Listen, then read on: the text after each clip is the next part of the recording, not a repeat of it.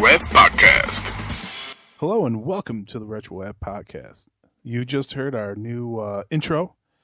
I should probably introduce us. We're your hosts, Alex. And I'm John. And as I say every week, we are the Retro Web. We are. We are that being. Yes. Good day, sir. So there's something that you have been texting me all day about. Yes, happy Ninja Turtle Day. The new trailer was just released. Yes, and we had to work for it. Yeah. No, how many times did you vote Team Donatello?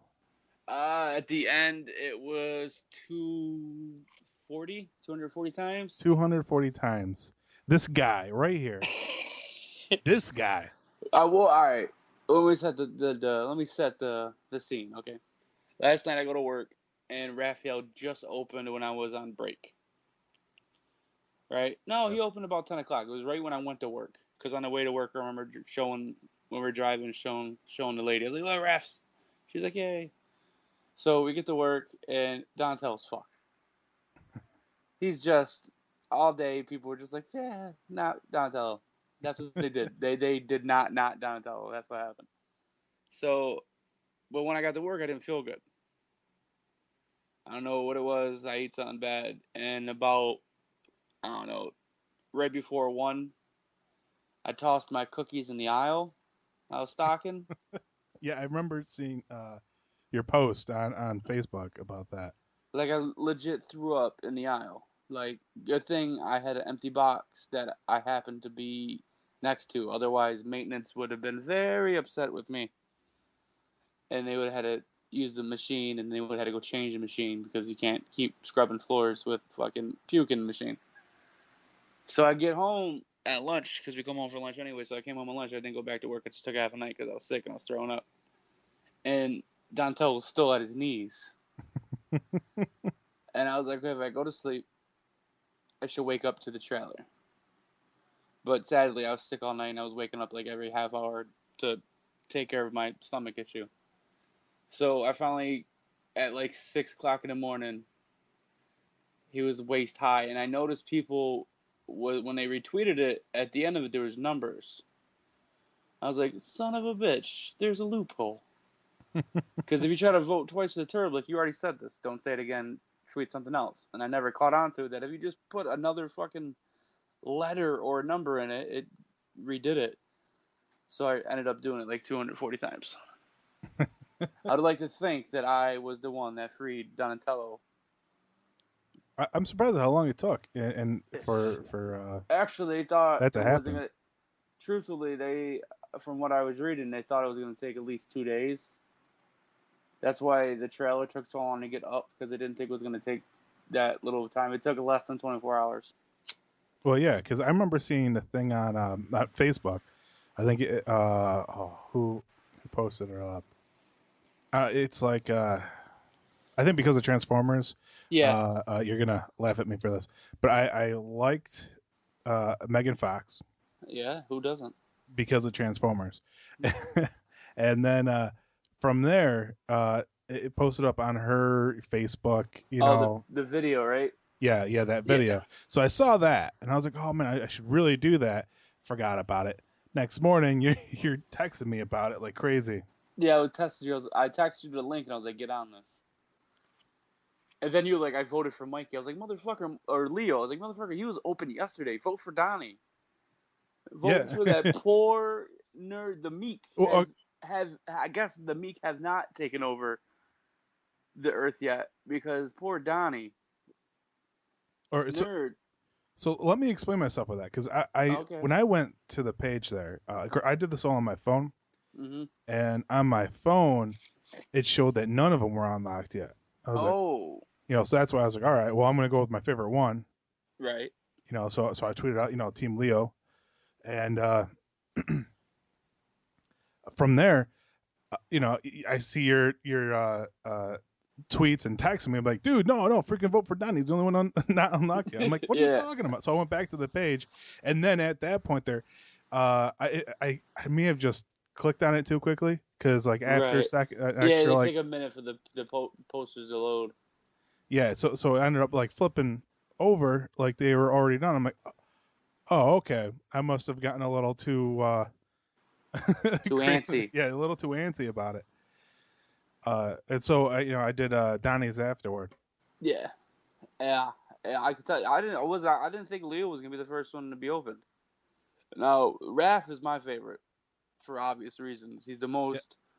I've gone back and forth choosing between Raph and Leonardo, but I think the fact is that growing up as a kid, I always want to be a ninja so I could have a katana. That was your own not stealthy abilities. And then on top of that, my favorite color growing up, it actually originally was red, but at about the time when I started watching Turtles, it had just switched over to blue. Gotcha. And so it just kind of lined up perfectly. Right. I honestly thought Mikey was gonna go first because he seems to be, but he went second. But Leo, I was not expecting Leo to go first. I figured because most people are fans of Raph, and understandably, like he's probably one of the most interesting characters. I think he's the most relatable because he goes through more change. Leo does too, but he's more like he can deal with a little better than Leo. I mean, Raph. Raph is more like fuck the world. Yeah, he's like yeah, pretty much. He really is like the angsty teenager. Yeah, when it comes to teenager, Raph is more the teenager because he's the one that we see like deal with things and come into his own more than the other ones. Yeah, with like anger management issues and stuff like that. Like Mikey's always the goofy comic relief, but he never really steps up in this movie. Like we're getting to the trailer in a minute, but it looks like they didn't show it much, but story-wise of the trailer, it looks like it's going to be more about Raph than anything else because it looks like Raph has to save the day. Well, yeah. Well, even if you watch some of the older ones, like Raphael, or I should say, the original movies. Yeah, it's older Raph. ones. Yeah, it's really more about Raph. Especially 1 and 2, because that's when he goes off by himself and he gets put in a coma in the first one. And then the second one, he goes with Kino, and it's like more about him. And this one looks like it's going to follow suit. Yeah, it seems like the main focus was on him. And I think a lot of it has to do with the fact he is the most interesting of the characters. Like everyone else, he's the most dynamic. He's the most like rounded. Yeah, and I think also he's the one that needs the most growth as a character. Yeah. Like because Leonardo, he understands his place. He's a leader. He's very he's more about like the rules and stuff, and he understands his place. I think in a lot of ways. Yeah. And I know, of course, you do see growth and development with him. Like when Ralph was attacked in the first movie. Who's Ralph? Or Raphael. There you go. Because if I didn't correct you, we were going to get some emails. Raph, sorry. If I didn't correct you, you were getting some email on that one. Yeah. I probably will anyway. Mm-hmm. I think I work with a Ralph. I think that's why it came out. Nah, that's fine. Sorry, I do work with a Ralph, and that's why it came out that way. But Leonardo, he was very hard on himself. He felt like it was his fault. Because he's supposed to be a leader. He's supposed to be there to basically help. Protect him. Protect them. He considers himself to be like the older brother protector in a sense. Yep. But Raphael, he's the one that really needed to learn how to, in a sense, grow up. Yep. And I think that's why he really is focused on a lot, and why so many people like him because he's the most human. Yeah. He's the most flawed. Yeah. He's not perfect. Yeah, he's the most flawed, and he has cares in the world. Like any normal person, they go through like these little stages in life, and they always have their moments from how each of these characters are. And I think with Raph though, he really falls into that category of I can relate to him. Yep. Especially, if you're like a teenage boy growing up. Yeah. It's kind of it I guess in a sense it makes the most sense for them to follow him. Yep. This is when as a kid, Leo was the one you looked up to. Mikey was the one you wanted to be. Donnie was the one you wanted to copy off of, and Raph was who you were. Yeah, yeah. In a lot of ways, yeah. That's pretty much what it was, because we are all angsty teens with issues. Yeah, so that's why so many people like Raph. Now let's try to hop into this trailer. All right. When I watched the trailer, and I've only had a chance to really watch it once, I actually had I had the chills. I really it got me really excited about this film. Yeah, my goosebumps had goosebumps. No, let me take a second to paint a picture for you, okay? Back in 1990, when the first live action movie came out, I was 10, 11, 10 or 11. I was about that age. Yeah. And I had a cast on my ankle because I know you know the story that I broke my ankle, Yeah. the same ankle 6 times in a year, almost a year period. So I broke the same ankle fucking 6 times, and I had a cast on for almost the whole year because I kept breaking it. So I was sitting there one day after school watching Turtles on TV with a cast on my leg. Not a walking boot, but a cast with crutches. And watching Turtles, and I'm pretty sure I was playing with my turtles, when on TV, for the first time, I saw the TV spot for the Teenage Mutant Ninja Turtle live action movie in 1990. And I remember very vividly, with a cast on, stood up and ran across the rooms to tell my dad that the trailer was on. And the joy I felt was magic, and today I kind of had the same feeling. Now I didn't get my big ass up and run, but that that spark that the trailer today showed me made me feel like a kid again. Oh yeah, I pretty much felt like the same way. I was sitting there watching it.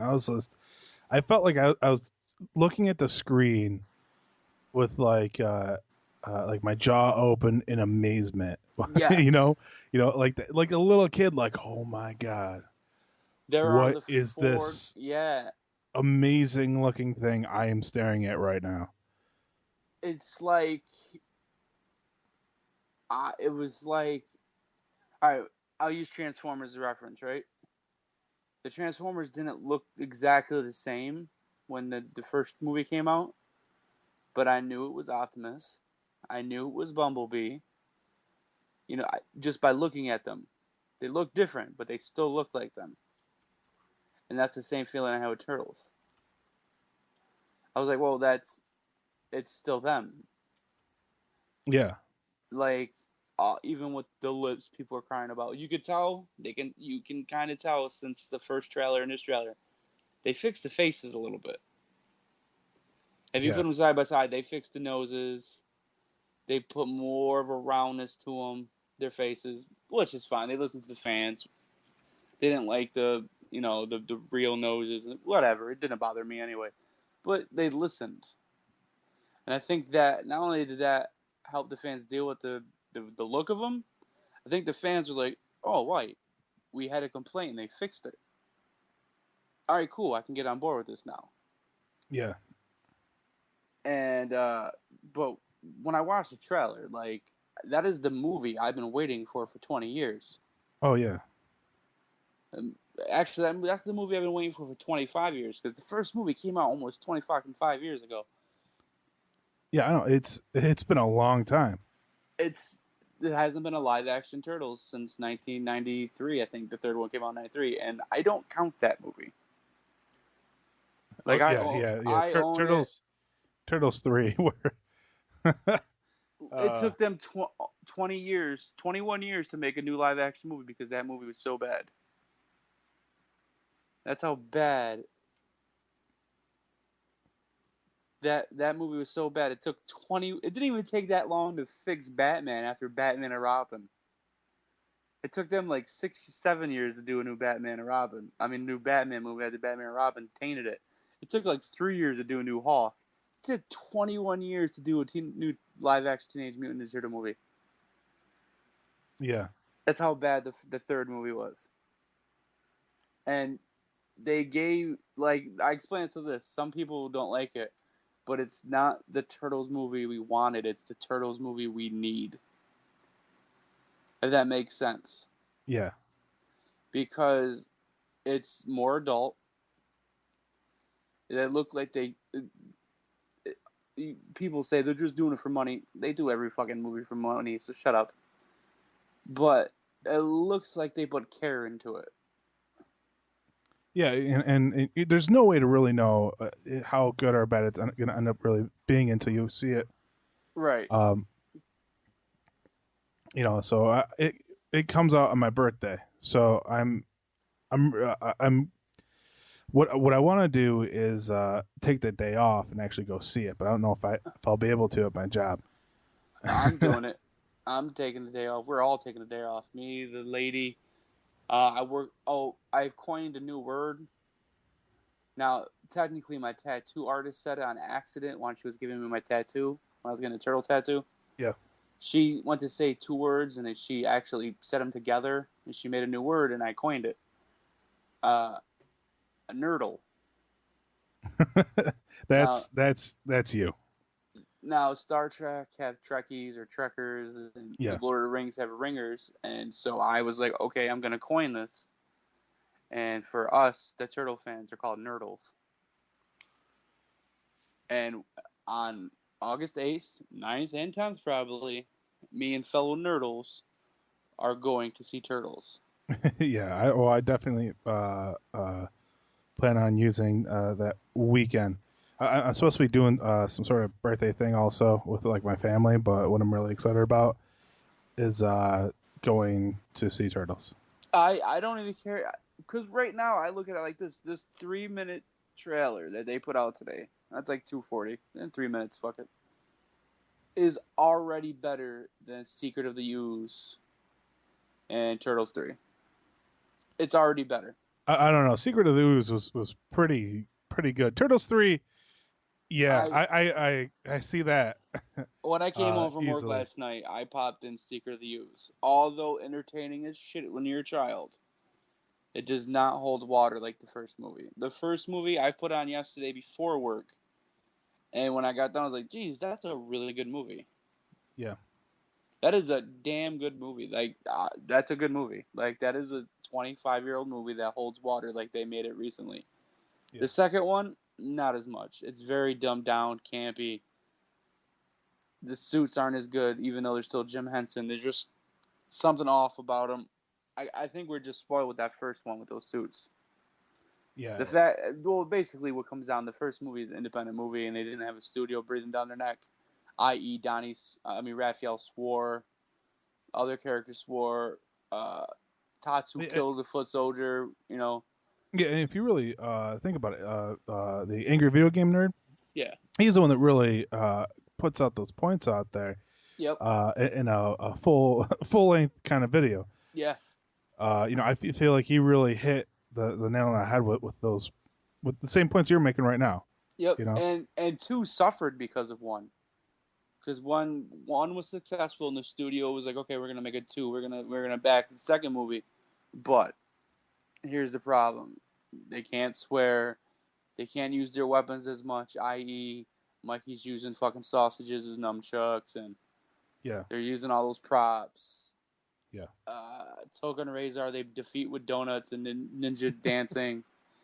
Like, they dumped it down. It does sound pretty absurd, but well, no, it's there's like videos about it, like back behind the scenes, and Kevin Eastman's been upfront about he hates two more than three because how dumbed down two was compared to one, because some parents like it's too violent and stuff, so the studio's okay, we got it was deemed then so violent, and they swore so much that the toy line never came out because the toy company didn't want to promote the movie with the toys because they thought the movie was too violent for kids. So 2 was dumbed down so much because of that, it suffered. And then 3 was just, I look at that as a fucking abomination. I would rather watch Next Mutation at 3. And I own 3 on DVD and Blu-ray, and I don't put that in.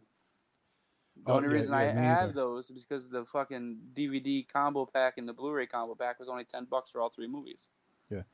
So let's just jump into the trailer because there's so much to talk about. Because so much information came out in the trailer, not just plot or story. We still don't got a full plot. We got a general idea of stuff that happens, but then there's like twists that they either people are like, oh, they went back and did reshoots, so that's when they did it. I don't think so. The reason they did reshoots, people are being idiots.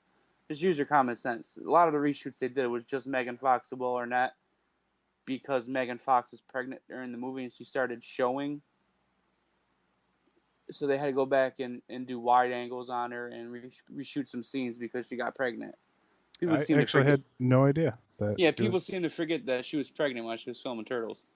So it wasn't really to reshoot stuff. I mean, it was to do reshoots and to finish scenes, but it wasn't like, oh, we got to, totally revamp this movie. Megan Fox is pregnant, people. Relax.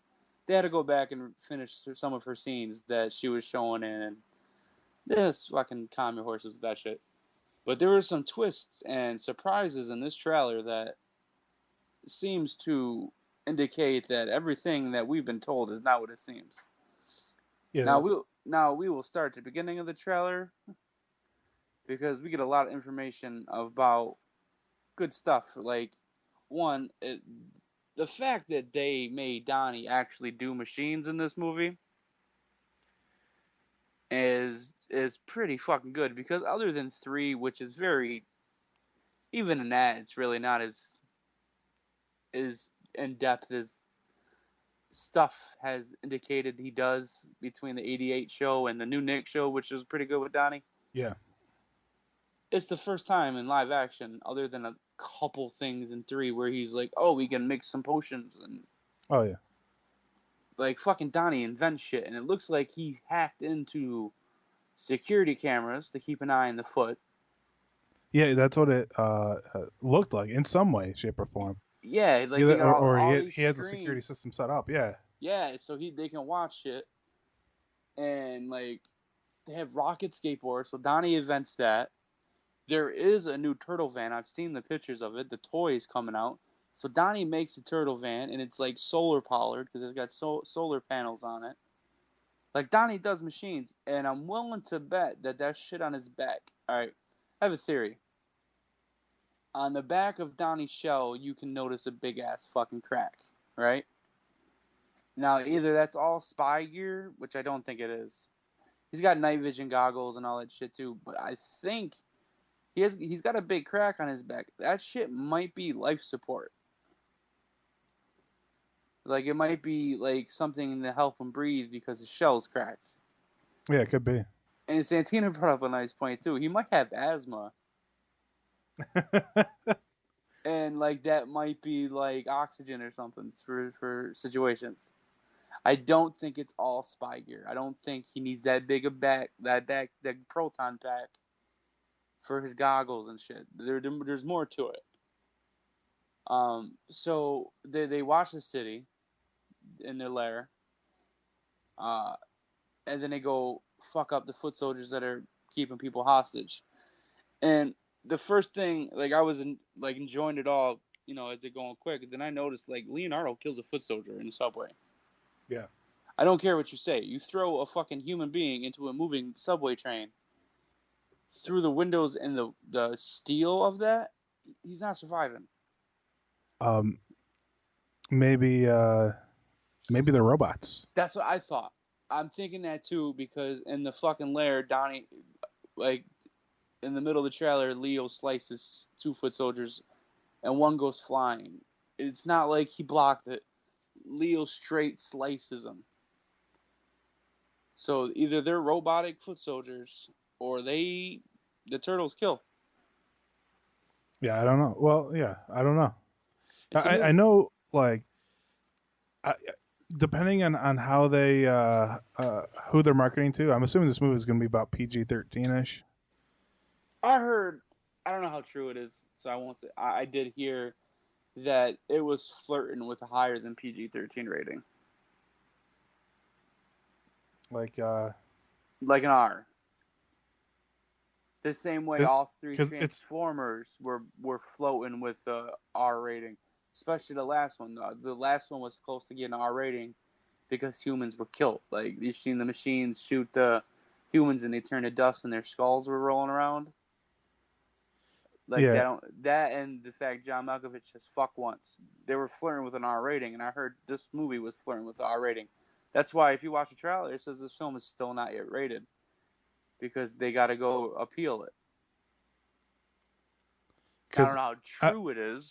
I don't know. It's a Nickelodeon film. That's the reason why I'm thinking it's not going to be any higher than PG-13. Well, no, it's not going to be, but I guess it was flirting with it. Yeah. Listen, they're catering to kids a little bit, but most of their audience are us. I don't care. Oh, yeah. That's most likely true just because of, Like Transformers wasn't really marketed towards any age specific because most of the fans of Transformers are our age. Yeah. There's stuff in there for kids with the toys and the comedy and the little dogs with Sam's parents and bullshit. But that action and the dialogue was not for kids. You know what's going to be for kids in this Ninja Turtle movie? The fact that the Ninja Turtles and Mikey. The rest is going to be more aimed for us. You know what I mean? Yeah, I definitely know what you mean. Alright, so the Turtles fight in the subway. And then you get what everybody thought was going to be Shredder, Eric Sachs, talk to an Asian guy with scars and veins on his face and says, "We're taking your armor to the next level." Why would Shredder, a white Shredder, say that to an Asian guy? If he is Shredder, wouldn't he say, "I'm taking my armor to the next level"? Yeah, no, that's true. And that's he takes it for himself. They might be still doing it to mislead us in a way. Right, but I'm gonna go with the theory that Asian dude with the scars on his face is Oroku Saki. Yeah, it could very well be it. Which it'd be cool if they kept it with at least what we know and what we're aware of. All right, I got a theory. I don't know how much you watched the 2003 show.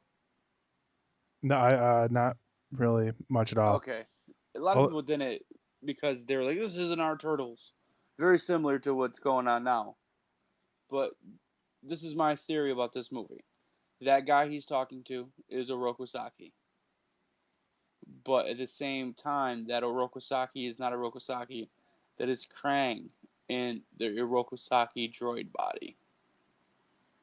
And he builds the technology for the Shredder suit. And the original trailer for this says the White Shredder, I'm just going to call him White, I'm not going to say William Fencher, but the White Shredder and April's dad worked on the mutagen, and he's the one that turned Turtles in accident. So I'm going to say that the Oroku Saki droid gave White Shredder the mutagen from Dimension X to work with, and April's father, I'm calling it now, is Splinter. All right. Well, I guess we'll see when it comes out. It's at this point, especially in the game now, with how much you know about the more recent stories. The stuff I know comes from the cartoon and the first three movies. So I don't. People gotta realize, like, they keep saying Shredder and the bad guy, but Shredder was in the comic for one issue, then he died. He doesn't come back for a while, and it's not even Shredder, it's a mutated Shredder. You know what I mean? Super Shredder? No, I wish. And then in the new Nick show, April is young, and her dad is a scientist. And he gets mutated in the shoulder to Kirby Bat. He gets pretty much changed into Wingnut, a remake of the Wingnut. So that right there says that Splinter is going to be April's dad. I'm just going to make that prediction now. They haven't hinted to it, other than that's what you and your father are trying to do. Yeah. But to me, that's a little too much. And in the 2003 show, Oroku Saki was a Krang. It was a Ultron. Okay. So, and I guess this movie is a lot based on the 2003 show.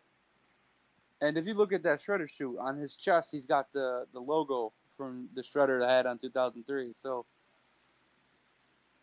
there you go. Like, they have taken elements from every incarnation of Turtles for this movie, i.e., Raph has the full headband like the next mutation and all that stuff. So I wouldn't be surprised if for the Nickelodeon thing they take April's dad as being mutated.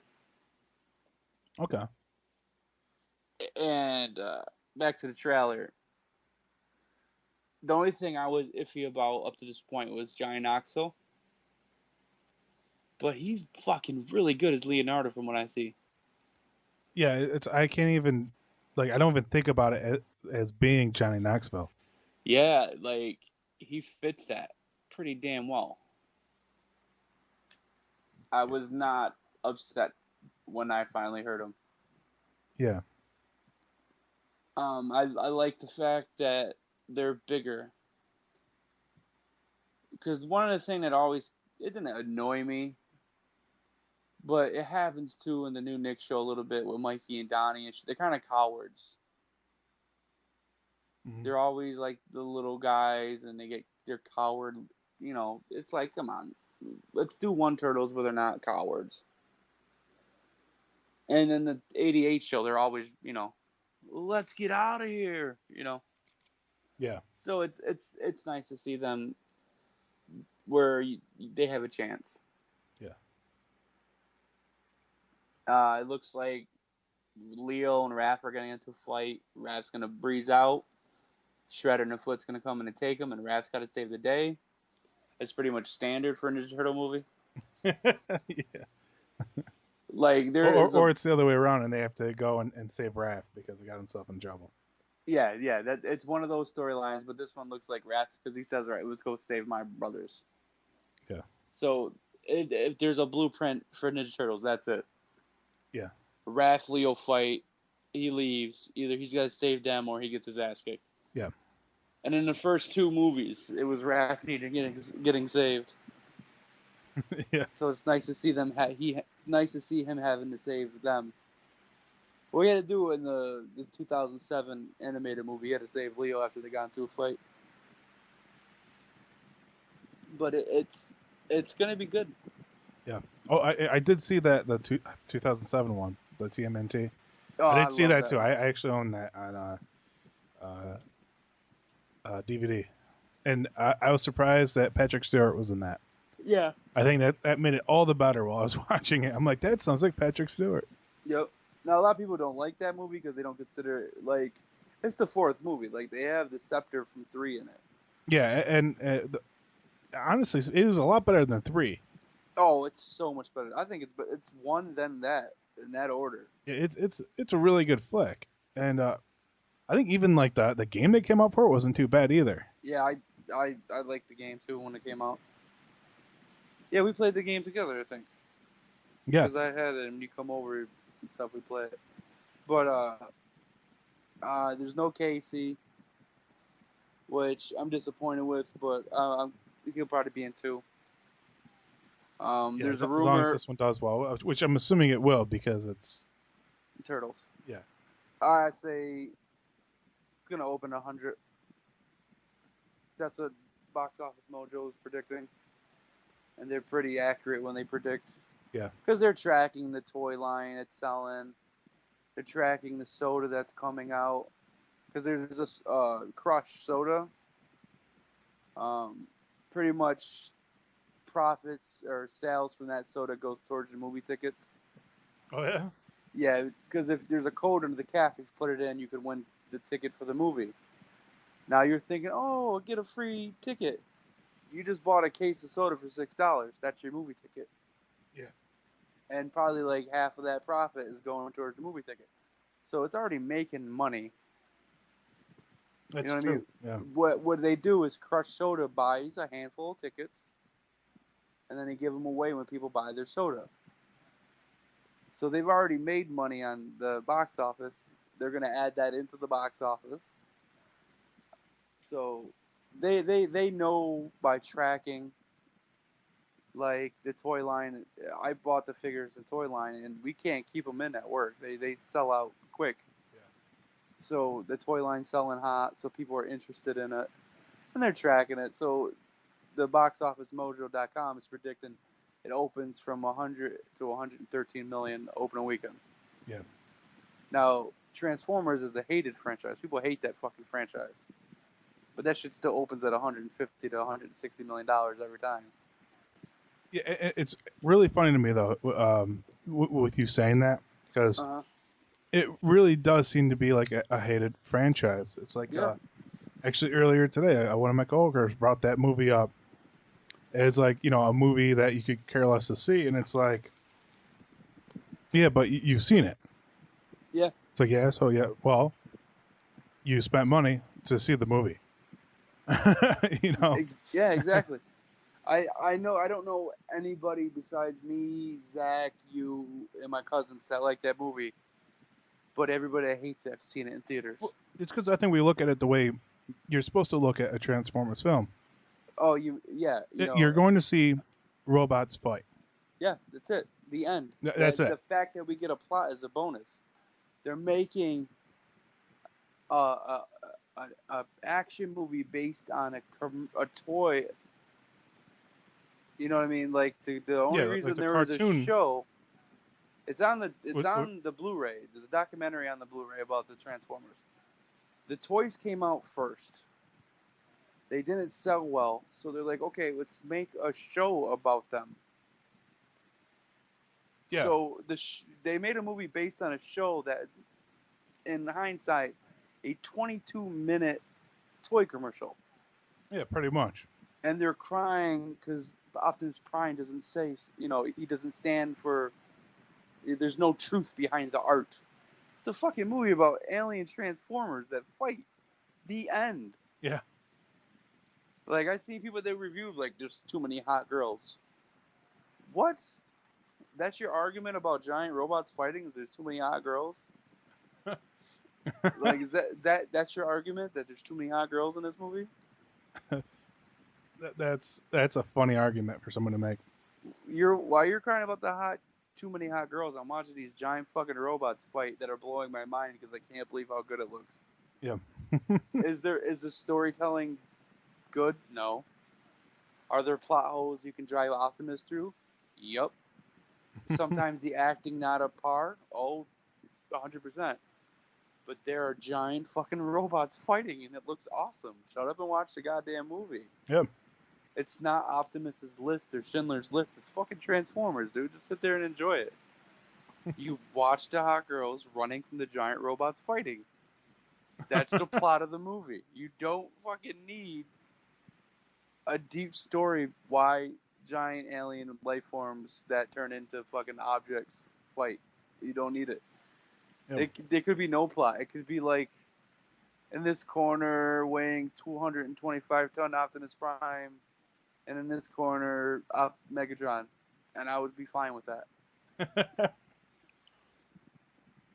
Like, just fucking watch the action-packed popcorn summer blockbuster, and then wait till fucking the winter to watch your fucking story-driven dramas for Oscar season. Yep. This is summertime. This is summer blockbuster. Granted, The Dark Knight, they were able to tell a story, be a summer block. That's great. Batman is more compelling than Optimus Prime. I don't give a fuck. I want to see him shoot a fucking Transformer in the face, ride a dinosaur, and cut shit in half. That is why I'm paying my $10 to go see that movie. Not because of the story. I mean, it's nice, to get involved in it, but I don't give a fuck. I don't watch wrestling for the storyline. I watch for epic back and forth matches. Story helps sometimes, but whole point of the plot was just to get to the next fight. Yeah, that's all it is. It's a popcorn movie. Yeah, really. It is. Like, be thankful Michael Bay did it, because Steven Sommers was supposed to direct Transformers, but he went on to do G.I. Joe, which, be thankful that happened, because then G.I. Joe and Transformers would have sucked, because Steven Sommers is a terrible director. The same thing with Turtles. I don't know if people know this, but Michael Bay saved Ninja Turtles in a big way because Brett Ratner was supposed to direct Ninja Turtles, and the script Brett Ratner had was horrendous. That's why that didn't happen. In Brett Ratner's version, you know who the star of Ninja Turtles was? A 17-year-old Casey Jones. That was the star of the original Ninja Turtles before Michael Bay came on and hired Jonathan Liebsman. Oh, man. The Turtles were the 4th, 5th, 6th, and 7th character. It was Eric Sachs, Casey Jones, and April O'Neil. And Casey and April both were in high school. That was the original plot. Yeah, then Michael Bay that came wouldn't in. work. Yeah, then Michael Bay came in and was like, no. So be thankful Michael Bay took over this movie to produce it and hired a director. He's not too young. He's got a couple of good movies under his belt. But Brett Ratner would have totally... Did you not see X-Men 3, people? Did you not see what he did to that fucking franchise? He fucked up X-Men so bad that they had to bring back the original director to go back in time and fix it. That's how bad Brett Ratner did on X-Men. And you wanted him, and like, he was going to touch Turtles? No. That's why I didn't get excited until the movie, until I heard Michael Bay took over, because I knew he was going to get rid of that script. That script is horrendous. Yeah. And in Brett Ratner's script, Casey Jones is the one who gives the Turtles the headbands because he couldn't tell them apart. Yeah, it's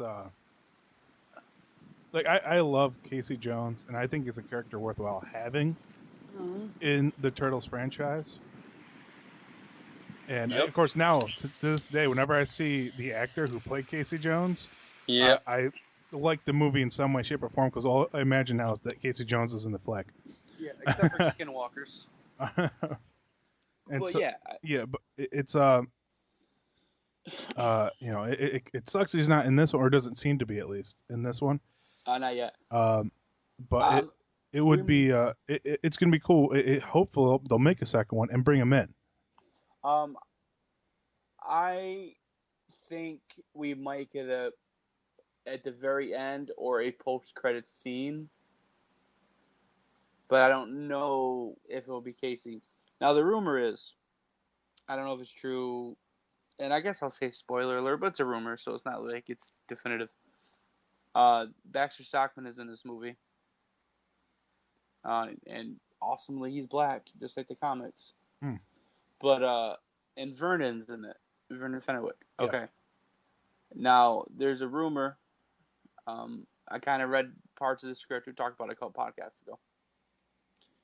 And the rumor is that towards the end of this movie, Vernon gets captured, kind of, and Baxter Stockman and him become Bebop or Rocksteady. Okay. Now, that's awesome. But I don't think that'll happen to the very end, because that's something that you need time to build up. Yeah. And I think that'll be the second movie. Because they're already set up for the trilogy. Yeah, it's it's the origin story they're doing now. Yeah. Next one is the one where they can really get into some of the more... Yeah, the variant characters. Yeah. But I gotta be honest, like, I was happy before I seen any footage that they're just making a Ninja Turtle movie. Yeah. And I knew with the director it was going to be somewhat action-packed because, Battle of Los Angeles, Wrath of the Titans, which was way better than Clash of the Titans. He does good work. I like Bay. I don't give a shit. He makes summer blockbusters and entertains the shit out of me. I don't give a fuck. So I was like, I'm on board. I'm excited. I'm happy. You know this. We've been doing podcasts for over a year now, and I've been talking about it for that long. Yeah, you have been. So just seeing the trailer today, which I've watched literally 50 times, like, it's just, like, perfect. I'm not saying the movie's going to be perfect, but it seems like it's the movie I saw in my head 20 years ago that I've been waiting for. Yeah. So to me, that's perfect. Like, I'm not saying the movie's going to be perfect or it is perfect, but I'm saying it's the perfect visual aid of what I had when I was like 14 years old. When I saw Turtles 3 in theaters and I was disappointed, the movie I imagined is now the movie it comes out in a month. Yeah.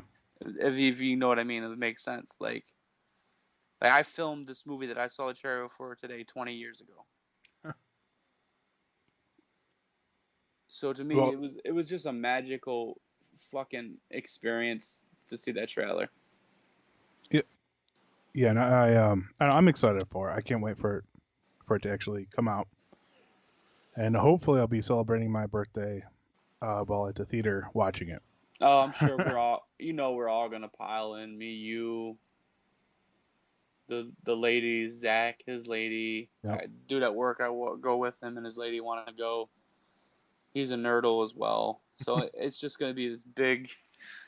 And I'm debating. I got to see it at least once in 3D so I can get the glasses because the 3D glasses are they're headbands, which is pretty cool. Oh, that's cool. Yeah, but I want to see it in 2D first, just because it wasn't shot in 3D, so it's gonna be that shitty conversion. Yeah. I'm pretty sure the snow will be in 3D, but I don't give a fuck. I don't want to see it in 3D. I just want to see the movie. Yeah. Actually, I don't even always like some movies are worthwhile seeing in 3D. Other ones, it doesn't really like, matter so much. It's like, all right, Unless it's Avatar 2, I really don't give a shit about 3D right now. You know what I mean? The thing with Avatar, the reason why I felt like 3D on that was so good is that it wasn't used as a gimmick. Yeah, it wasn't used as a gimmick. It was more used as like a basic additive. Yeah, it was an enhancement. Yeah. They used it as storytelling. Let's face it. If you've never seen Avatar in theaters, you've never seen Avatar. That's the way I look at it. It's it wasn't like in your face like it is with a lot of other movies where they're like, oh well, it's in 3D, so we gotta do this and we gotta do that. Let's have something fly at someone's face for no reason at all. Yeah. What's funny is the one thing in Avatar that that came at your face wasn't in 3D. Me and Zach noticed it the first time we sat down to watch it at the theaters. This whole movie was in 3D, and the one time Giovanni Gribisi hit the golf ball, and the camera was like the ball was coming towards the screen, the ball wasn't in 3D. I was like, wow, the one thing that should have been in 3D wasn't in 3D. I was like, that's pretty cool. But I don't know if you know this, but James Cameron said that for Avatar 2, you're not going to need 3D glasses to see the 3D. Well, that's going to be which blew awesome. My mind. Yeah. And then that's what I want the technology to get to, where I don't have to buy these darn glasses to see something in 3D. It's like or at least pay for like expensive ones. Like if I want to watch a 3D movie in my house, I haven't gotten a 3D TV for this reason. I don't want to spend $150 on glasses. It's like you would have to get at least a couple pairs because you're going to be watching a movie with more than one person in it. Exactly. Chances are, especially it's like you're about to be married. I'm married. So usually when I watch a movie, there's going to be one other person watching it with me. Yep.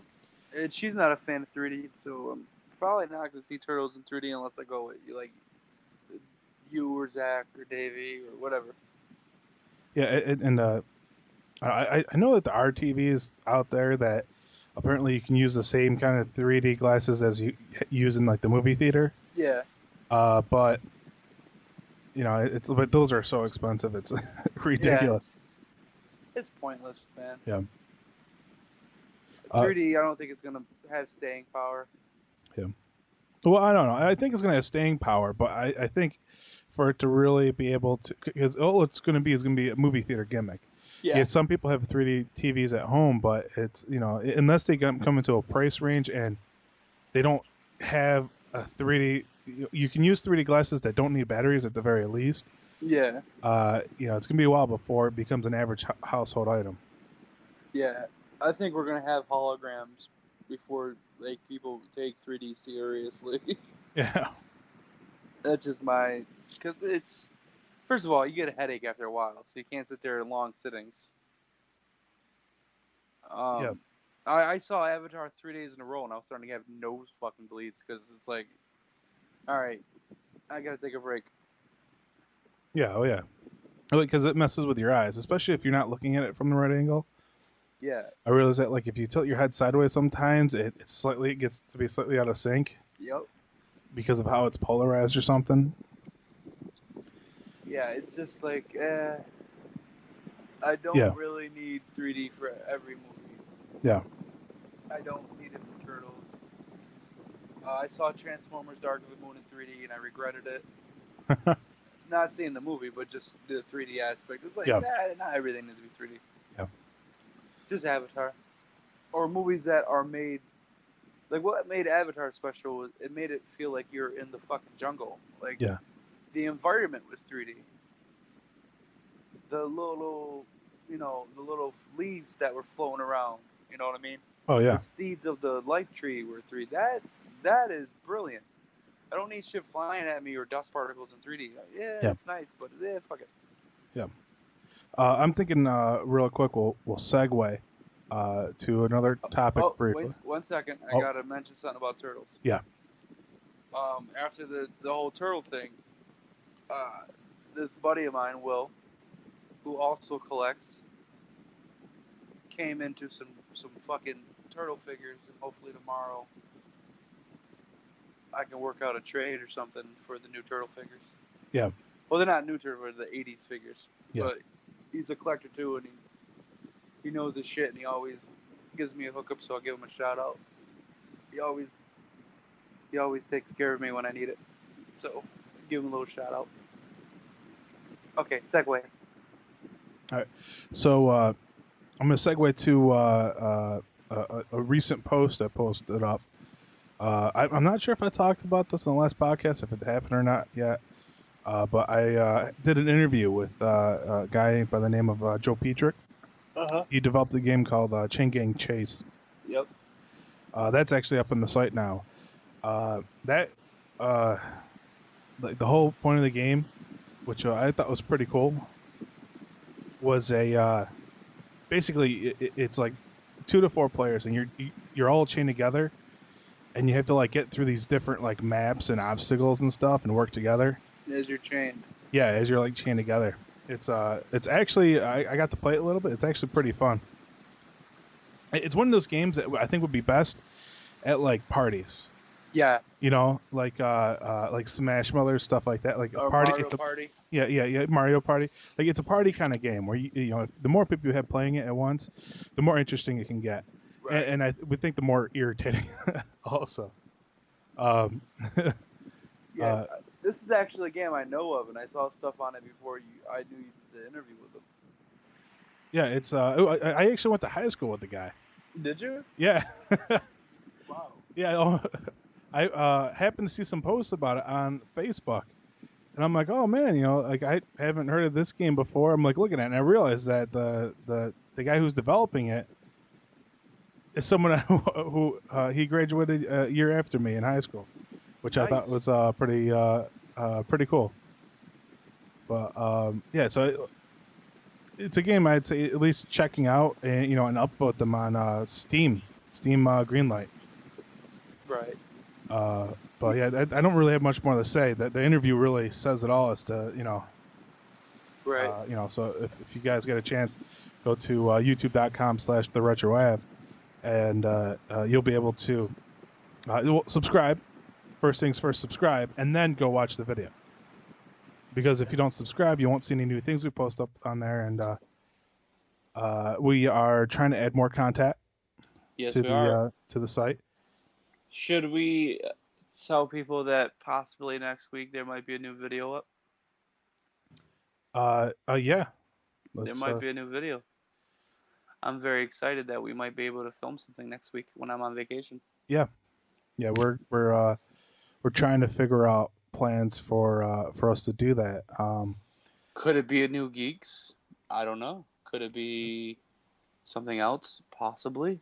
Yeah. Well, we're not even sure ourselves. I know. But that's a good thing. If you know our history of film,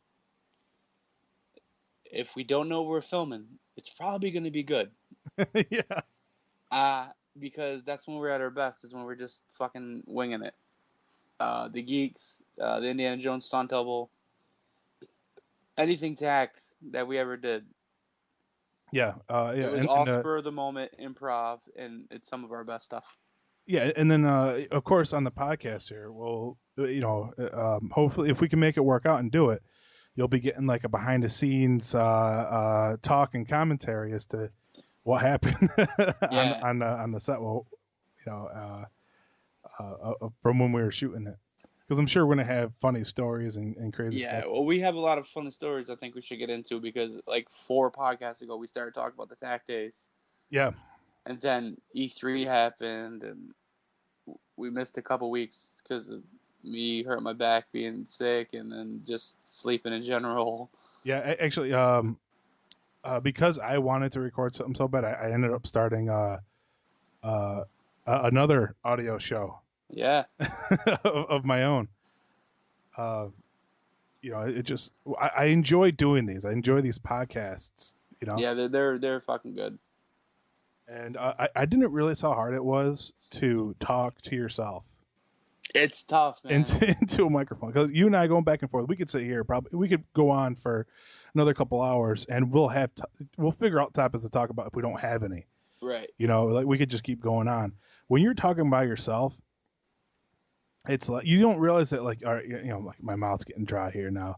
So I'm thinking that in my mind, like, all right, I need to take a sip of water here, but how am I going to do it without causing dead air? Yeah, exactly. And I put that first episode up on the YouTube page because I didn't want to use our podcast feed. Right. Because I didn't want to confuse people with it. For anyone who's subscribed to the podcast. But so I'm what I want to do is try to get more content onto our YouTube page. Yep. And there's stuff that I think you and I will talk about new content we're going to do. But what I would really like to do, I'm calling you out like live on the podcast right now. Okay. I think you should start doing some sort of like just a weekly like video for us to put up on the site. Whether if it's you ranting about turtles or movie reviews or whatever else. I have an idea for a character that does reviews. Okay. And I think that's what I'm gonna go with. Okay.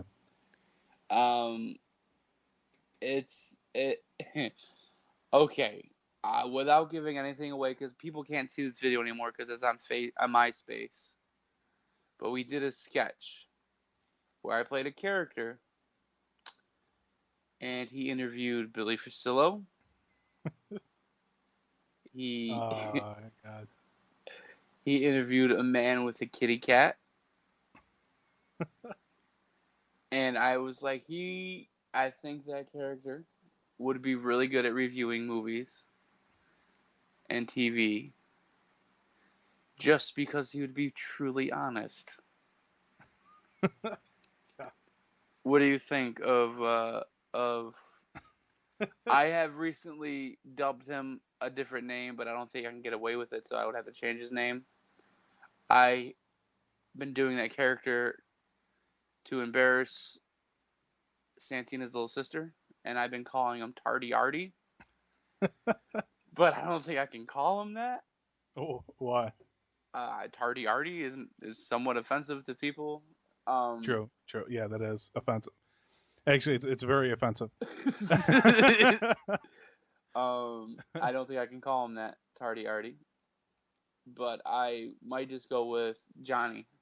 For some reason, anything with a... So basically, you'll be playing yourself as you. Yeah. Just maybe dumbed down? Is that too offensive? But I always think about doing reviews as him. Yeah, it's for anyone. A lot of you probably have no idea what character he's talking about. I of course know because I've worked with this man before. And because I don't want to give it away because it would be kind of funny seeing people's reaction to it. I think if done right, it could be funny, but also it could be kind of sweet. Well, I'm hoping it comes off that way. And yeah. If we get a lot of hate mail, Tardy Arty goes bye-bye. But I have got that character down so good now because I do it all the time. That's because it is you. I know. I mean, did I say that? I know what you mean. Yeah. Like, it started last summer at the fair because, we had that big fair every year, big carnival. And we took her little sister and her friend, and we let them go off by themselves. And we told them if they weren't back at the bleachers in the stadium at this time, I was going to walk around doing that, looking for them and asking everybody if they'd seen them.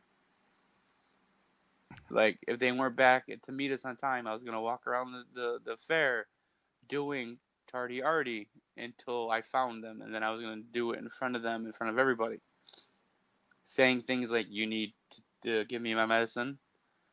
I made duty and you have to change me. Just random things that would embarrass, a 14-year-old girl. Yeah. And since then, I've just mastered that character where I got him down so sweet. I can do Tardy Arty so sweet. You see, I used to do a character like that to embarrass Amy. Yeah. In public. Because once you got somebody that you love and they love you, there is no more embarrassing yourself. It's only embarrassing them. Yeah. I got in a lot of trouble because of that character.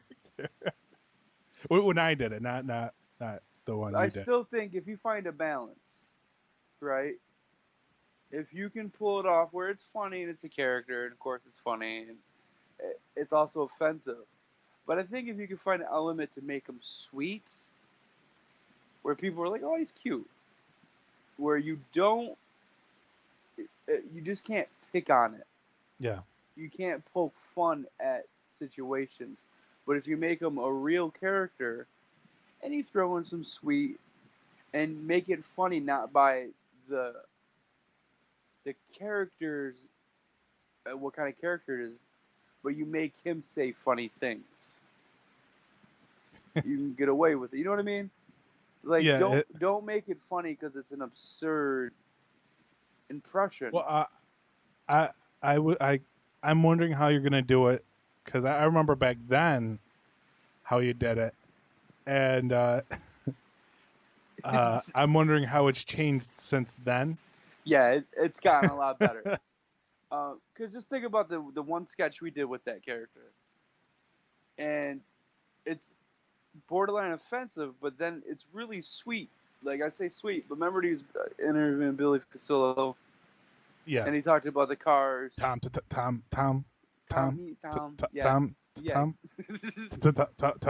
Right. And then he found out that Billy Facillo sold Scooby-Doo the wagon, the Mystery Machine. Yeah. And it was like a kid. He was so excited, and he couldn't stop talking about it. And he's like, "You saw the Ghostbusters car?" And he just went on about all these famous movies and cartoons, and if he sold them the cars, why the dude was like, "Those are fictional characters," but he was so excited that there's a chance that he knew Scooby-Doo. Now, if you can take that sweetness, innocent, childlike thing into that character, I think you can make a rounded character about him. You know what I mean? Yeah. Well, I'd say, like, we're gonna have to give it a try. Yeah. It's. I'm laughing because of the memories.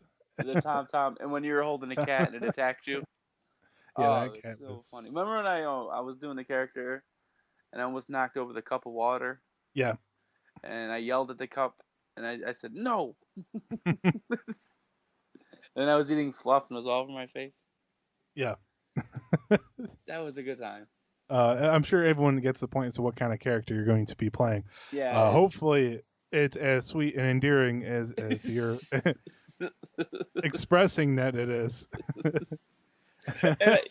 Even if I do it right now, it's gonna sound funny. Yeah, it's you have to have you have to see it. See it, and yeah. I just watched a lot of What's Eating Gilbert Grape. I just studied that movie. I studied that movie so hard, man. That and was I Am Sam I Am Sam. I just and then the little trailer in oh, Simple Tropic Jack, Thunder. Simple Jack. I just went for it. I studied my craft. And it's not an over exaggerated version. It's not too offensive. It could be offensive if I poke fun at it, but if you just make it a character. You're gonna take Simple Jack and throw the sweetness of Hodor in there. Yep. And yep, that's exactly what I'm gonna do. and oh God, if we get chased out of the internet world. Oh, there's a lot more offensive than this sweet little mentally disabled kid on there reviewing, Back to the Future, Goonies. Dot. You got funny hair. See? You went silent. You pictured the face. Yeah. You pictured the top lip pushed up into the teeth. My wavy hair. Me clapping my hands and. Yeah, it took me back to when we were shooting those and the days of no regrets. Well, what started it, right? This is what started my idea for this character. I was watching the new G.I. Joe, and I did the angry version of when I do that, when I bang my hands together really hard and I go, no, and I hit my forehead. Yeah. And I was like, that'd be a good way for him to review a movie when he doesn't like it. Oh, wait, I'm on to something here. Yeah, I lost track of my thought. So does Tardy Artie.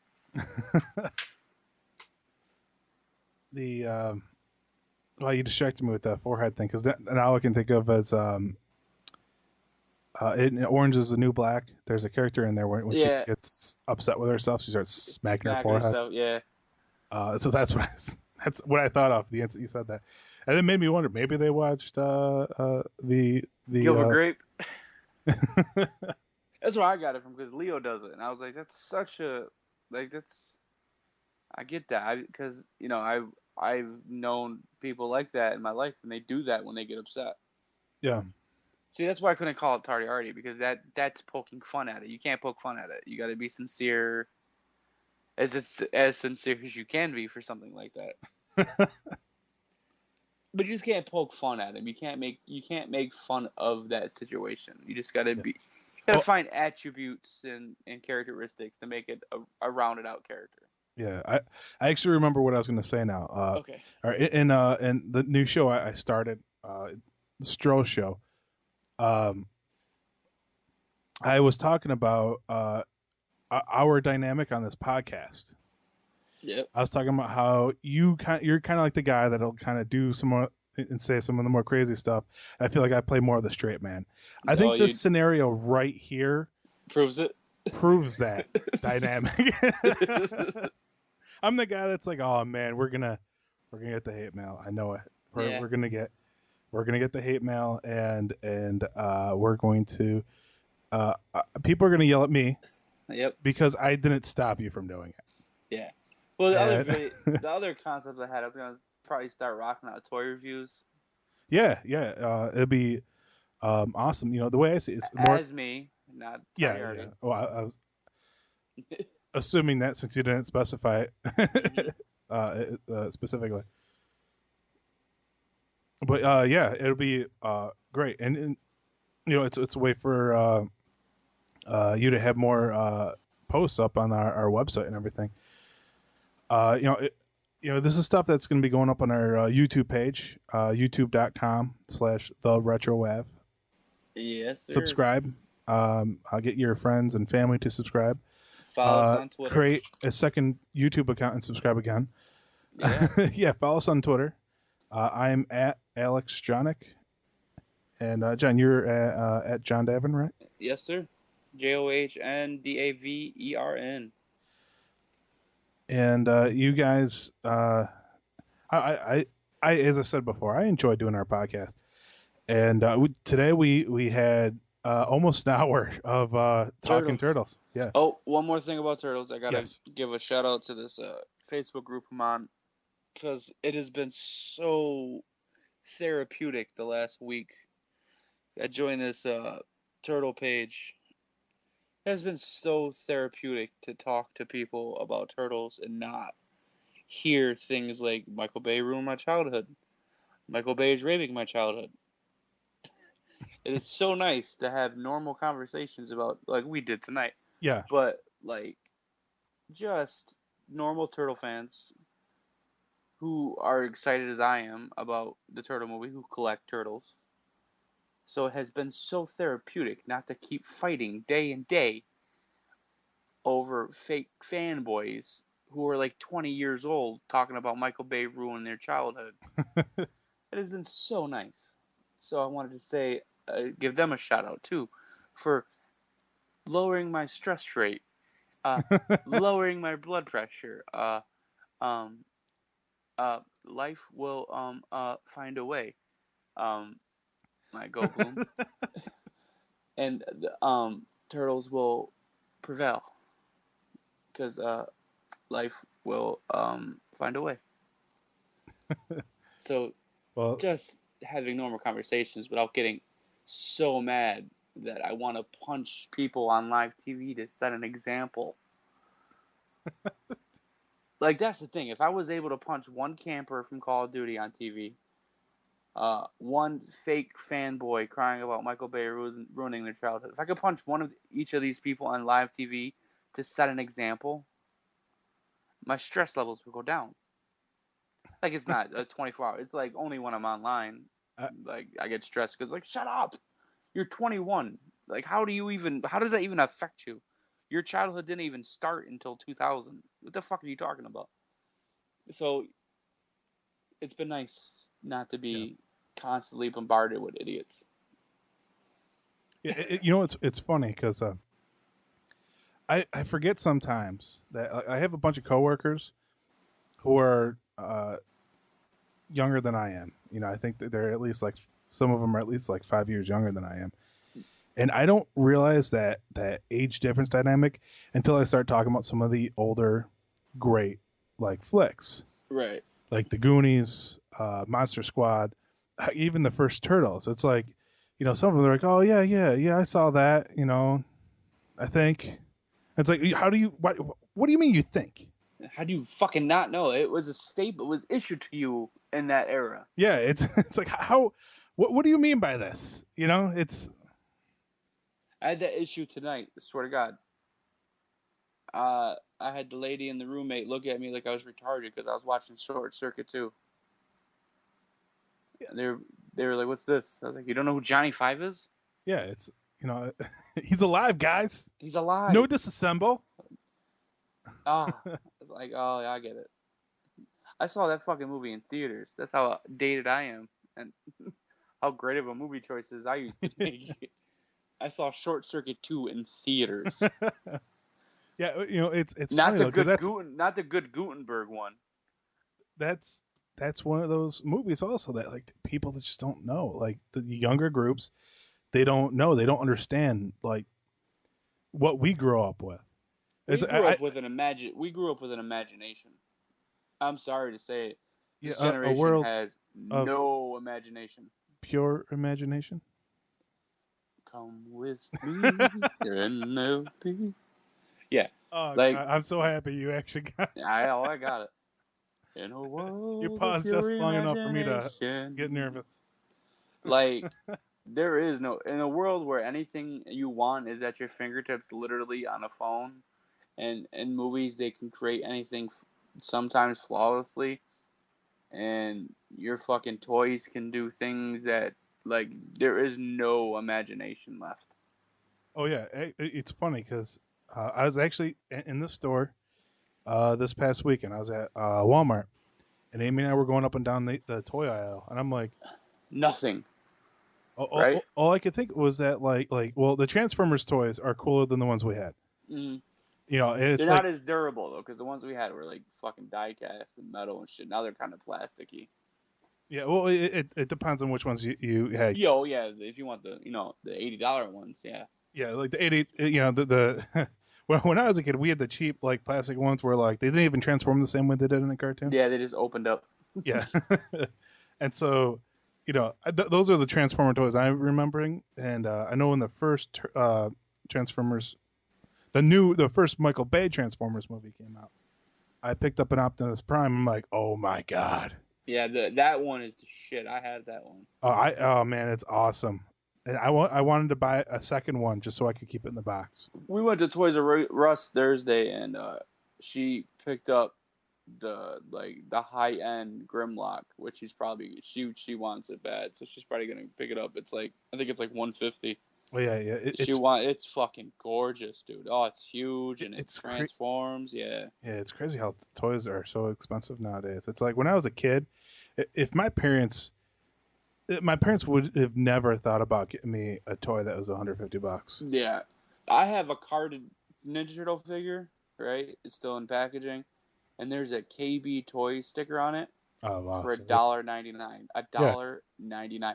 I can't. Some of these fucking figures people are asking for are like, out of the box, missing parts. Casey Jones, $20. Are you out of your mind, eBay? You go suck it. Yeah, but you know what? People are probably bidding on it though. They really are. It's like, what are you doing? Like, don't stop feeding the eBay fucking monster. The prices that eBay people are asking for Turtles is out of their fucking mind.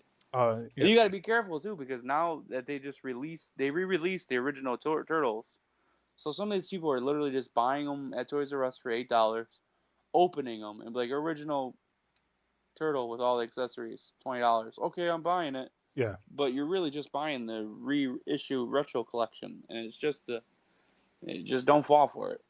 Oh yeah. The same thing with the Turtle Van.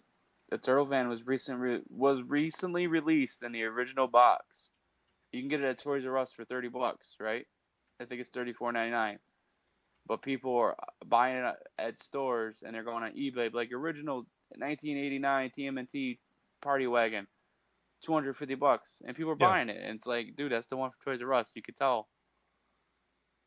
Like, don't fall for it. Oh yeah. So you gotta be careful with that shit.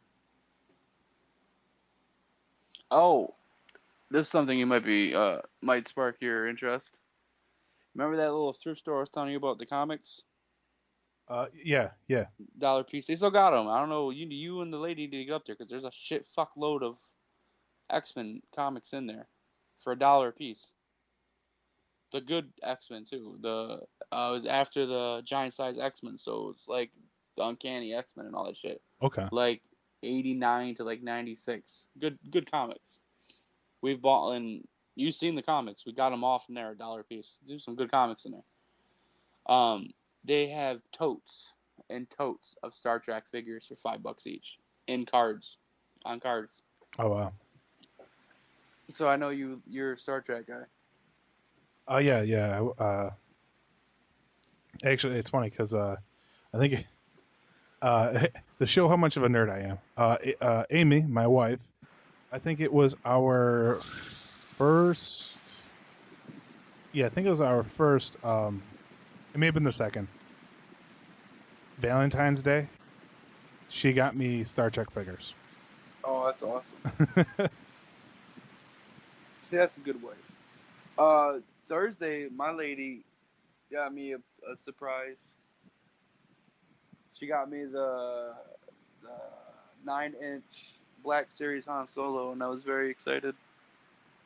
Oh, that's awesome. Yeah, my lady loves me.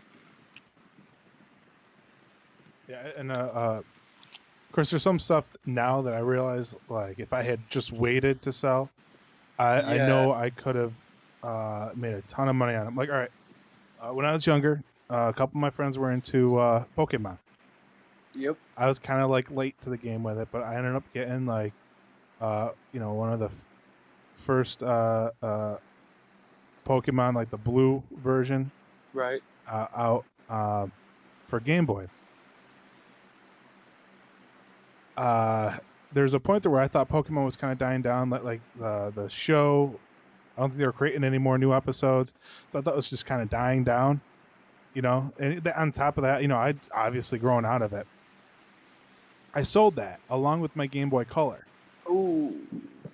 And I made some money off of it, but not as much as you would now. Exactly. It's one of those things where it's like if you're out of that world, you don't realize how big and popular things are. Like, don't get me wrong, I did make some money off of that. I was surprised how much I made off of it, thinking, at that point. Right.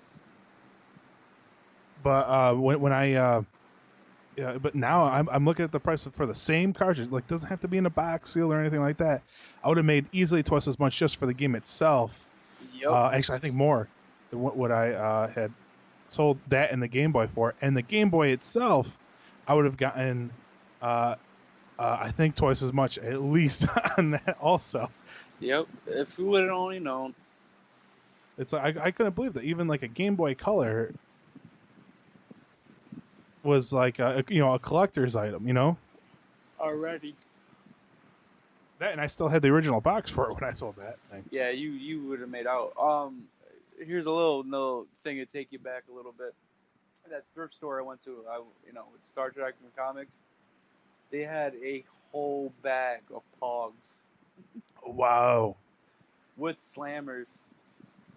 I remember those things. Talk about an addictive game.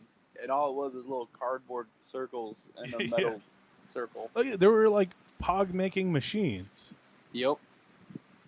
I used to love me some Pog. I had a Pog case. Yeah, I had so many different Pogs, and I had a bunch of slammers and stuff. Man. I had the Beast Slammer. I had such a good slammer. Oh, memories. Like, I'm wondering, right now I'm looking on eBay, and those things are not selling at all. Nope. The Pogs and the slammers. There's even like Michael Jordan slammers, and it's for 150 of them for like $23. Yep. Like 150 slammers, Michael Jordan slammers. It's no one gives a shit. Yeah, those things were huge back in the day. I remember I used to have so many Pogs. Yeah, I had like a tackle box full of them. Because, we would play for keeps. Yeah. And give me your Pogs. Oh yeah, that's how you're supposed to play. You play for keeps. You get whatever you win, and so like and sometimes like we'd play like some intense rules where it's like if you lost your slammer also. Uh-huh. So like with those ones, it's like you were almost afraid to use your favorite slammer that may have worked the best. Yeah. And so it's like, oh man, I don't know. I don't want to lose this one. This is my favorite slammer. Speaking of little games like that, I recently found out how old I am. I was talking to dudes at work the other night. Do you know what game they don't even have a fucking idea what it is and they never even heard of it? No, what game? Pencil Break. Pencil Break? You don't know what Pencil Break is? I recognize it. You're not going to look it up. It's not a board game. Is that the thing where you break a pencil as small as possible? No. For this thing you can go? No, it's when you would hold a pencil between two hands. I would take my pencil and give a good shot, and then you would go, and the winner would be whoever broke the other person's pencil. Okay, I did play that, but I don't think we called it Pencil Break. Oh, white kids. I swear to God. White suburbanites. Yeah, it was like Pencil Chop or something like that. Ours was Pencil Break. And, yeah. Like, there's a lot of games I used to play that you just can't buy because it was just games you made up on a playground. Like, you ever play Off the Wall? Yeah. I know the name. Remind me. You need a tennis ball to play it. Oh, is it kind of like handball? Kind of. Like, you all stand around and somebody would throw the ball off the wall of the school, and you got to catch it. And if you drop the tennis ball, you have to run and touch the wall. Or you could be pegged or something, right? You could be pegged with the ball. Yeah, man. Yeah. See, I played that too. I remember with Pencil Break, I remember purposely trying to make sure I got the strongest pencils possible. Because there was one year where my mom got like the cheapest pencils I've ever used in my entire life. Where you looked at them and they'd break. You rocking the number 5 pencil? And no, like because different pencils were made out of different wood. That was the key. It was like really the wood that they used. And my mom got these ones. It was like the softest wood. Yeah, the dark orange. Yeah. It was just they broke if you like dropped them on accident. From 5 inches off the ground. Yeah. And I remember that year, like I didn't play much pencil break because I knew my pencils would break. The best way to win, this is what I found out later on, I kind of cheated. You take the eraser off and you bite the metal so, you Oh, yeah, so it's all... So it's sharp. Yeah. I was the man pencil break. And I was good at off the wall, but if I had dropped the ball and had to run, I was fucked. So whenever I played off the wall, I always made sure that there was someone else who was not as less fortunate. Yeah, who was athletic ability. Yeah, who wasn't as athletically inclined as I was. Someone close. I'm gonna play next to the kid in the wheelchair. What's that? Oh, Crutchy over there from Newsies. Yeah, he's on my side. And then like I brought up the term fumbly dumbly, and they looked at me like I was like an alien. Really? I'm like, you never played fumbly dumbly, guys? What the fuck is that? It sounds gay. What? And they're like, and I described the game to them like, oh, you mean Smash the Queer? And I'm like, you said I sound gay? It's called fumbly dumbly. It's football. You group of kids, instead of playing teams, you just throw the ball up in the air, and whoever catches it has to run to the end zone without getting tackled by everybody else. If you get tackled, you gotta throw the ball up. Like, that's fumbly dumbly. Like, it's not science. Oh, it's called Smash the Queer. Not from where I'm from. I don't live in Hateville. I don't commit hate crimes on the playground, guys. It's called fumbly dumbly. Well, you do have to remember where you're living. Yeah. Well, no, yeah, it's true. Like, I grew up in like the city, and now I live in the country version of the city where I grew up in. The country version of where you grew up. Yeah, like I live in like. So it's like, what is it like the ghetto of the country? Yeah, like no, there's just like old guys at gas stations. When you ask for directions, they're like going way up there, huh? You know what I mean? You're going out to the Miller place, huh? Oh, I've been up there in years since the accident. Shit like that. Just creepy. You know what I mean? Just cabin in the woods. I don't think you got enough gas to make it back. And you're gonna want more gas. It's like start hearing banjos and ring a ding ding ding ding ding. My butthole clenches. Start hearing squealing noises. Some guy in yeah. We live some guy in like the back room from where the old guy is like squeal like a pig. All right, I'll paint you a picture. This really happened the other day. Me and the lady were driving. We live in upstate New York, which is the north, right? Yes. Right? Yeah. Okay. New York is the north in general. Yes. Okay, so let's recap. It's 2014. We're in New York, which is the north. And we seen a guy drive down the street with the Confederate fucking flag on his car. Actually, I knew a guy. I kind of know a guy now. I say we're acquaintances, maybe. We don't go out of each other's way to hang out. Actually, I try to go out of my way to not hang out with him, but he has one of those, and that's all he's wanted to do. Once he got a car, was put the Confederate flag on it. He knows, like, you live in the north. Like, I don't know what to tell you, buddy. Like, that is not even the flag of this part of the region of which that war happened, and they lost. They lost. You couldn't be more, like, you can write, I'm a racist dick, and it wouldn't be as telling as having a Confederate flag on your car. Yeah, well, the guy I know, he said that he's not racist. He said that he agrees with certain ideals of the South, excluding the racist parts. Then why have a Confederate flag? That's what it means. I asked him to go into more detail than that, and he quickly changed the subject. It's because he's racist. This guy is also a huge ball buster in general, so he may have wanted it for the sake of, he just thought it would be funny. Right. He was also one of those guys, like, he would drive through Cornhill in our area. Cornhill is Harlem. That's a good way to put it. Cornhill is the Harlem of our area. He's that guy that would drive through it, and while he's driving through it, he'll scream like the South will rise again, because he thought it was funny. Side note: he's recently been murdered. No, like there's a reason why, like, I don't hang out with this guy on a regular basis. Because when I did hang out with him, I thought I was going to die if we were in some areas. Is this the same guy that collects Godzilla? No. Okay. But no. Why. I understand why you thought it may have been that guy. Yeah, he's racist. That's why I would think of it. Well, actually, you know what? He's done that to me too. Really? Yeah. What is it with you and, like, people that just love the South?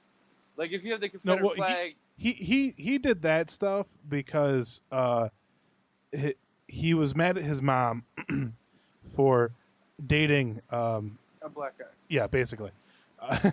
So he did his ex going after a black guy, which technically he isn't. Yeah, that's true. Yeah. I don't care. He's not. Yeah, technically, yeah, he isn't. But yeah, so his came from just a point of being hatred. Angry, at the world and at people having, because he wasn't really, like, he hung out with people like Marvin, right? Granted, who isn't necessarily, which he's not really, but wow, we probably sound terrible right now, but it's true. I'm not saying they're not. I'm saying in the racist eyes of those people, they don't consider them black because they don't act black. You know what I mean? Yeah. Like, you know what's funny? I've heard him say, I like Marvin. Marvin's not really black. That's a dark motherfucker. Yes, he's black. It's not about an attitude. You don't like a skin tone of a person. You can't pick and choose, you racist prick. Yeah. You just scared because you know Marvin will beat the shit out of you if you pull that racist shit on him. That's why you don't say shit. Marvin calls everyone out on their flaws. Yeah. I miss Marvin so much. Yeah, I saw him not too long ago. I almost there's a lot of times where I'm like, I just want to go see Marvin. Yeah, he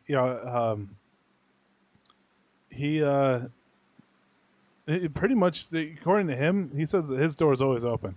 I know, that's why I love that. He is one of the best people I've ever met in person.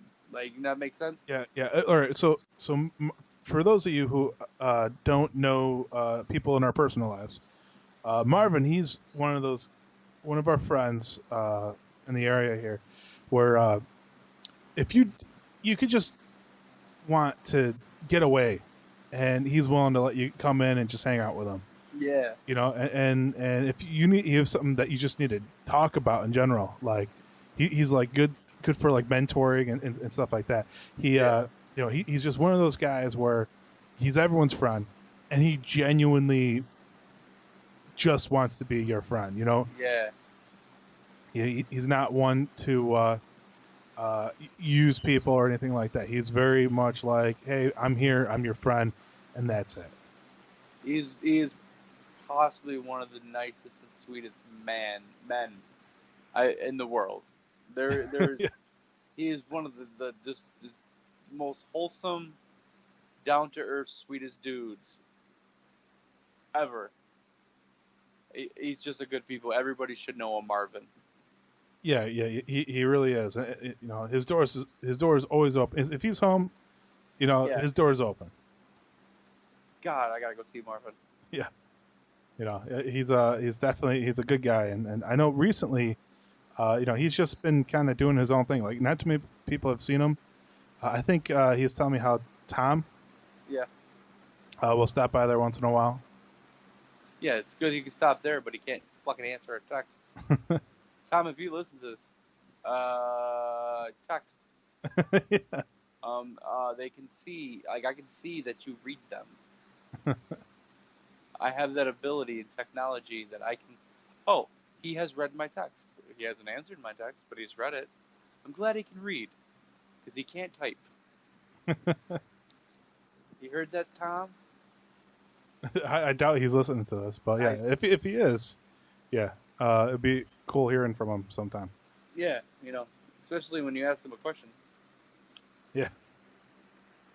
But I'd say we are a good chunk overtime at this point. Yeah. Well, we haven't had one in like 2 weeks. No, yeah. But I'd say, would you call that a wrap for the night? I think that's a wrap. I think we've covered some good stuff. All right.